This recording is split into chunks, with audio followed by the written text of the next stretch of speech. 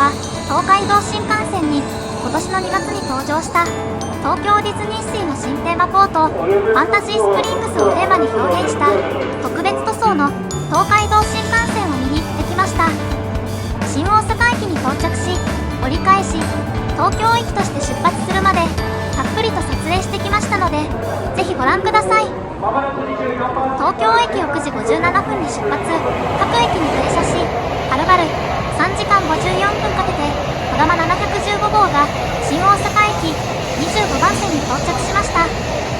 16両すべての車両がディズニー仕様にラッピングされており、まさに特別な存在感がありました。各車両の出入り口付近にはファンタジースプリングスのテーマでもあるディズニー映画「アナと雪の女王」、「塔の上のラプンツェル」、「ピーター・パン」のキャラクターがそれぞれ描かれていました。車体側面も4色のテーマに沿ったカラーリングが施されており、今までの新幹線とは違った特別感がありました。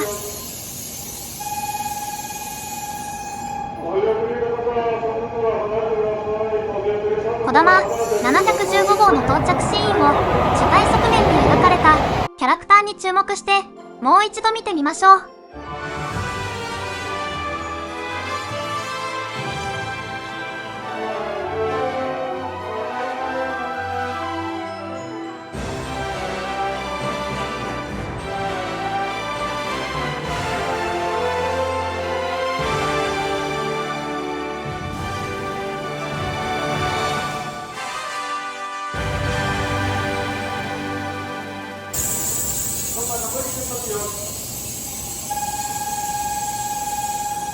隣のホームに停車していたのぞみ388号が出発していったので、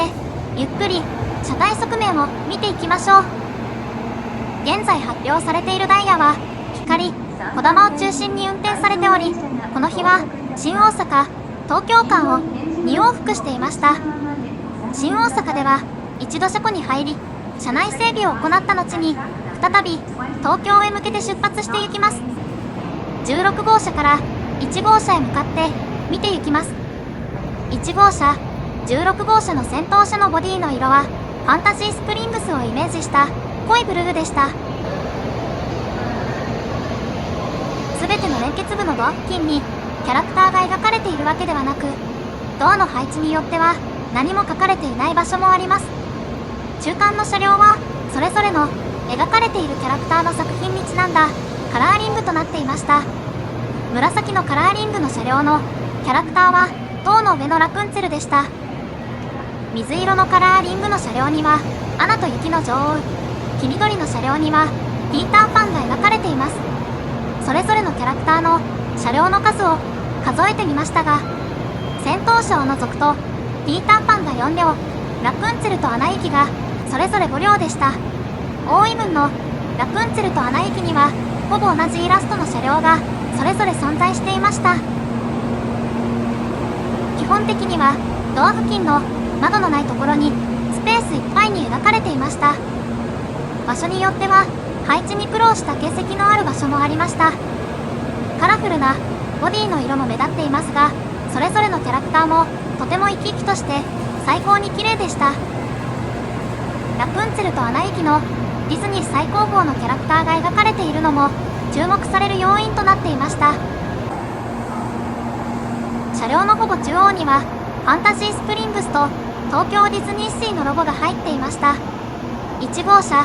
16号車のロゴマークからはキラキラと金の粉をまきながら宙を舞う美しい妖精ティンカーベルが舞っていました。まさに東京ディズニーリゾートと JR 東海との夢のコラボともいえる新幹線でした。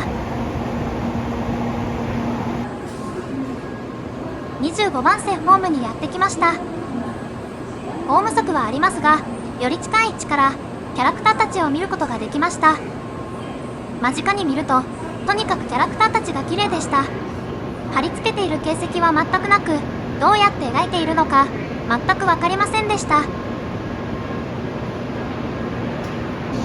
とにかく言えることは最高に美しく仕上がっているということでした。まさに新幹線に魔法をかけたような素晴らしい出来栄えでした。近くで見るそれぞれのキャラクターたちはとても生き生きとした表情をしていました。かなり長い間25番線で停車していたこだま715号は折り返しの車内整備のため車庫へと引き上げていきました。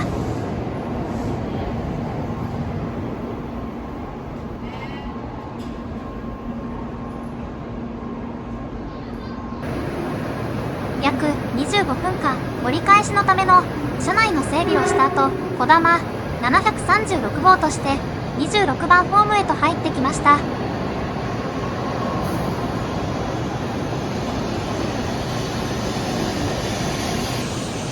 出発は14時54分なので約20分間ホームで停車します。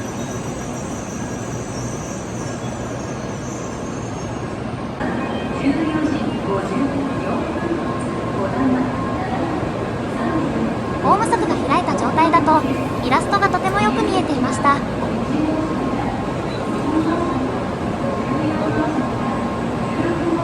早速車内を探検してみましょう。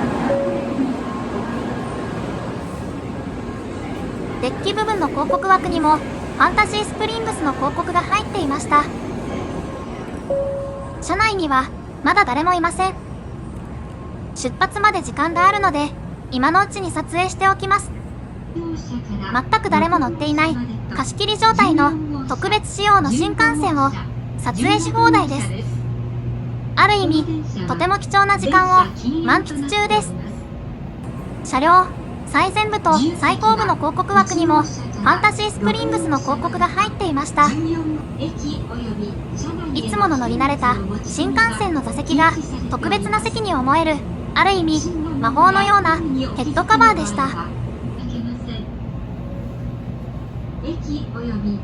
さすがにこのヘッドカバーは持って帰りませんが、材質は何なのかは分かりませんが、とても綺麗なヘッドカバーでした。東京ディズニーシーファンタジースプリングス、今の混雑がマシになったらぜひ行ってみたいと思いました。これから私たちはこのこだま736号に乗車して京都まで行きたいと思います。1号車から6号車までと14号車から16号車までが自由席でした。編成16両のうち半分以上の9両が自由席車両でした。座席のテーブル2面には運行情報の QR コードに加えて東京ディズニーシーファンタジースプリングスの QR コードが貼られていました。終点東京まで各駅に停まりますこだま736号東京行きです。座席についているヘッドカバーは持ち帰ることができませんのでご注意ください。乗車中何度か座席のヘッドカバーを持ち帰らないように注意喚起の放送がされていました。プレミア感と高級感のあるヘッドカバーで持ち帰りたくなる気持ちはわかりますが、絶対に持って帰ってはいけません。14時54分、こだま736号は時刻通りに新大阪駅を出発しました。私たちは京都で下車しますが、東京まで3時間54分の旅が始まりました。あいにく雨が降ってきましたが、京都に着く頃には止んでいました。ご存知の方も多いとは思いますが、この特別仕様の新幹線は車内チャイムもディズニー仕様の特別なメロディーが使用されていました。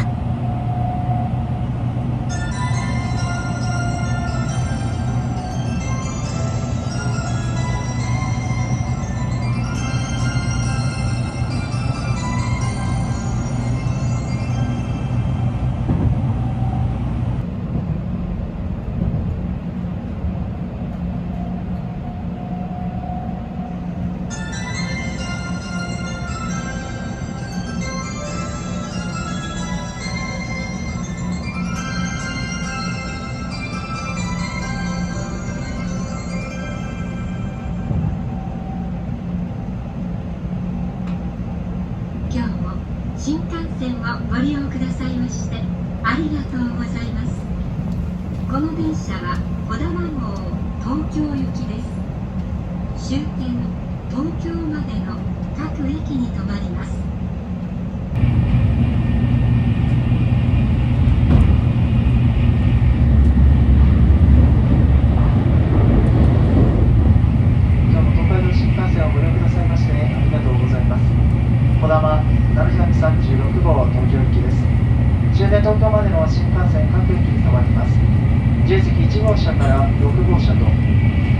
号車、15号車、16号車です。今回思った率直なことですが、東京ディズニーリゾートファンタジースプリングスとのコラボの特別仕様の新幹線ということなのですが、現在設定されている列車全てを見ても早朝深夜の光号と日中のこだま号に使用されており、一番東京ディズニーリゾートに行くのに利用されていて、便利な午前午後ののぞみには設定されていません。5月以降には設定されるかもしれませんが、この特別な新幹線に乗車してディズニーリゾートに行きたいと思っている方も多いと思います。また現在のところ山陽新幹線に乗り入れるのぞみ光にも使用されていないのも少し残念に思いました。まもなく京都に到着します。こだまにとっては2回目の車内チャイムですが、私たちにとっては最後の車内チャイムが流れました。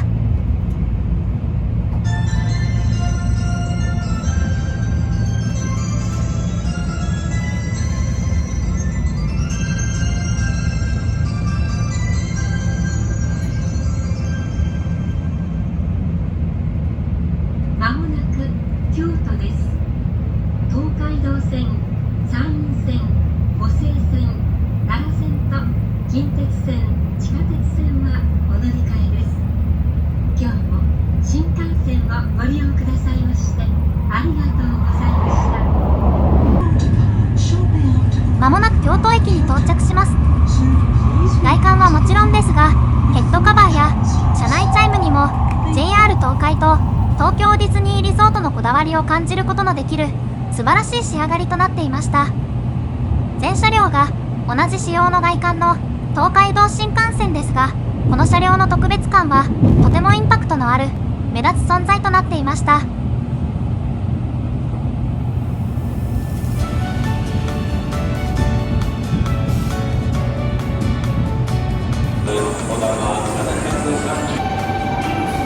今回の動画は以上となります。ご覧いただきありがとうございました。最高に魅力的に仕上がった東海道新幹線、開業以来60年で初めての特別塗装の新幹線にご乗車の際の参考になりましたら嬉しいです。今後も鉄道、旅行、ホテルの動画を投稿していきますので、高評価、チャンネル登録ぜひよろしくお願いします。